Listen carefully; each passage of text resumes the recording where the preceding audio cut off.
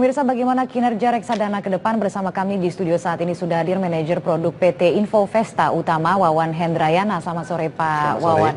Terima kasih telah bergabung bersama kami di lantai bursa. Kalau kita melihat ada 4 produk investasi reksadana yang mencatatkan kinerja kurang menggembirakan untuk semester pertama tahun 2015 ini. Setidaknya kalau kita melihat dari data APRDI dikatakan imbal hasil produk investasi reksadana relatif negatif sepanjang semester pertama ini.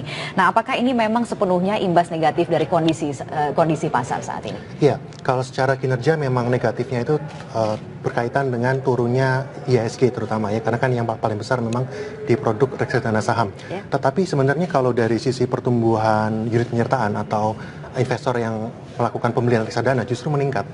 Oke, peningkatan yang tercatat seperti apa untuk semester pertama ini? Ya, kalau dibandingkan dengan akhir tahun kemarin sampai dengan data 30 Juni itu meningkat sekitar 11%. Ini artinya investor justru melakukan pembelian reksadana saham terutama ketika pasar sedang turun. Oke, jadi memang dianjurkan untuk masuk pada saat pasar turun atau seperti apa kurang lebih penjelasannya?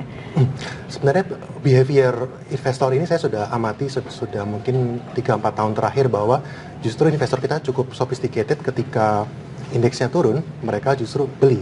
Oke, nah kalau dari analisa Anda sendiri memang masih menguntungkan untuk berinvestasi di reksadana dengan kondisi saat ini? Untuk investasi jangka panjang, reksadana selalu menguntungkan. Jadi sebenarnya bila terjadi koreksi saat ini dan investor itu memang untuk jangka panjang, sangat menarik untuk masuk. Gambarannya akan seperti apa ke depan? Sebenarnya kalau untuk jangka pendek memang kurang begitu menggembirakan, tapi banyak analis dan juga saya pribadi berpendapat itu di Q4 di sekitar mulai bulan September-Oktober itu akan terjadi rebound terhadap IHSG terutama, dan itu menjadi menarik untuk masuk ke reksadana terutama saham. Rebound yang akan terjadi berapa persen gitu dalam proyeksi Anda? Kami sih masih percaya bahwa indeks mungkin bisa kembali ke sekitar 54-55, jadi kira-kira mungkin 10% kalau dari saat ini. Oke, baiklah. Tapi kalau kita melihat apakah memang kondisinya sama untuk semua jenis produk reksadana? Artinya kita bicara ada reksadana saham di situ, reksadana pasar uang begitu. Anda mungkin bisa menjelaskan soal mengapa kemudian pertumbuhannya termasuk yang paling bagus begitu di antara reksadana yang ada sekarang ini? Justru reksadana pasar uang adalah satu-satunya reksadana di Indonesia yang mungkin 10 tahun terakhir itu tidak pernah negatif, selalu positif gitu. Memang kinerjanya ya mungkin setahun kira-kira lebih tinggi dari deposito gitu ya. Jadi memang saya lihat dengan dia tidak pernah turun itu menjadi menarik untuk masuk ke pasar uang. Di tahun ini pun reksadana pasar uang itu konsisten masih positif. Bahkan di antara 4 jenis tadi pasar uang yang paling tinggi secara kinerja. Oke, nah kalau misalnya kita bicara mengenai secara tradisional, tentunya kan kita mengharapkan bahwa ke depan reksadana ini akan memberikan hasil untung, imbal hasil yang positif gitu. Nah dengan kondisi sekarang ini, apakah mungkin kita masih bisa berharap kalau secara tradisional misalnya di saham itu seharusnya 17 sampai dengan 20%? Masih bisa atau tidak? Tahun lalu memang reksadana saham itu tumbuh sekitar 27% ya secara rata-rata. Tapi kalau tahun ini agak sulit untuk menuju ke sana. Secara kalau mungkin rebound sekitar 10% dari sekarang itu kira-kira mungkin ya sekitar 9-10% sih di tahun ini. Tetapi kedepannya sih kami masih sangat optimis terhadap pertumbuhan reksadana saham. Oke, Mike, kalau kita bicara mengenai pendapatan tetap misalnya proyeksinya antara 7 sampai dengan 10%. Kalau itu sampai dengan Juni kemarin itu reksadana pendapatan tetap sekitar 2,5%. Jadi kalau memang kan harga obligasi juga sedang kurang baik untuk sekarang. Jadi mungkin target 7-8% sulit untuk tercapai tahun ini. Oke, lalu kemudian reksadana campuran 11 sampai dengan 16%. Akan meleset juga untuk akan meleset juga begitu ya, jauh di bawah? Iya. Sekarang pertumbuhannya seperti apa? Sekarang negatif untuk reksadana campuran. Campuran negatif. 6 bulan pertama ini masih negatif. Masih negatif. Kemudian uang yang terakhir adalah 5 sampai dengan 6%. Ini masih realistis atau tidak? Oh, mungkin bisa lebih karena di 6 bulan ini dia sudah mencapai sekitar 3,2%. Jadi kalau 6% sih harusnya bisa tercapai. Oke, nah kemudian yang Anda rekomendasikan instrumen investasi reksadana mana yang sebenarnya masih lebih menguntungkan? Artinya kalau kita bicara untuk jangka pendek ini. Jangka pendek paling aman tetap di pasar uang. Tetap di pasar uang. Ya. Baik. Kemudian setelah pasar uang ada pilihan-pilihan yang lain?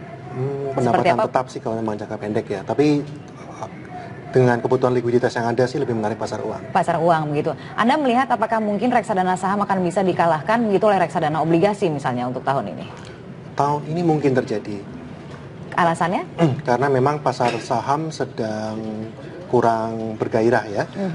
Artinya untuk bisa mengalahkan obligasi itu sekitar indeks mungkin IHSG harus kembali ke level 5556 itu kan tumbuh sekitar mungkin 12% lagi dari sekarang. Itu ya sangat optimis sih, itu kasusnya sangat optimis. Oke, tapi artinya ke depan obligasi akan jauh lebih menguntungkan dibandingkan dengan untuk saham. tahun ini. Untuk tahun ini saja begitu ya. Kalau kita bicara mengenai jangka pendeknya. Tapi sekarang kita bicara mengenai faktor global yang juga mungkin mempengaruhi seperti krisis Yunani yang sekarang juga menjadi pantauan para investor. Bahkan ada yang mengatakan bahwa krisis negara tersebut itu berpotensi untuk membuat Indonesia kehilangan dana sebesar 200 juta dolar Amerika. Analisa Anda? Ini kan lebih terkait dengan aliran dana asing yang keluar mungkin kalau terjadi default terus kepercayaan asing terhadap negara berkembang mungkin berkurang sehingga terjadi dana asing keluar. Akan sebesar itu? Saya belum melihatnya sih karena bagaimanapun juga kepercayaan asing di Indonesia masih sangat tinggi, terbukti dari meskipun di pasar saham itu dana asing cenderung keluar, tetapi di pasar obligasi sebenarnya tetap ada pertumbuhan seperti itu. Jadi ada pengalihan begitu? Iya, lebih ke pengalihan. Sedangkan dana keluar dari Indonesia itu kami belum melihatnya sih. Belum melihat begitu. Jadi imbasnya begitu sejauh ini bagi return reksadana saham, kalaupun itu terjadi seperti apa nantinya? Mungkin bisa ada koreksi dalam jangka pendek, tetapi sebenarnya investor kan lebih melihatnya kepastian ya. Kalau memang sudah kepastian Yunani default efeknya seperti apa, dan kalau saya lihat juga 3 bulan ini itu investor begitu agresif untuk melakukan pembelian terhadap reksadana saham, saya yakin reksadana saham akan baik-baik saja. Oke, baik. Nah, tadi Anda sempat mengatakan kalau untuk bursa saham, begitu Anda melihat indeks ini baru akan membaik di kuartal keempat, gitu kapan? Karena kita melihat kan sekarang posisinya itu sangat volatile sekali gitu, naik dan turun. Nah, artinya kalau melihat untuk pemulihan yang lebih stabil, ke depannya itu di kuartal pertama. Di kuartal berapa maksudnya akan kita bisa harapkan? Sebenarnya memang tren daripada pasar saham itu umumnya di bulan Mei sampai dengan September itu adalah koreksi.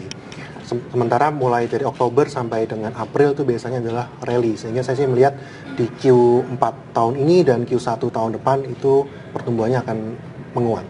Oke, nah sebelumnya juga kan Infovesta sempat memprediksi untuk sepanjang tahun 2015 ini return dari reksadana hanya sekitar 6 sampai dengan 7%.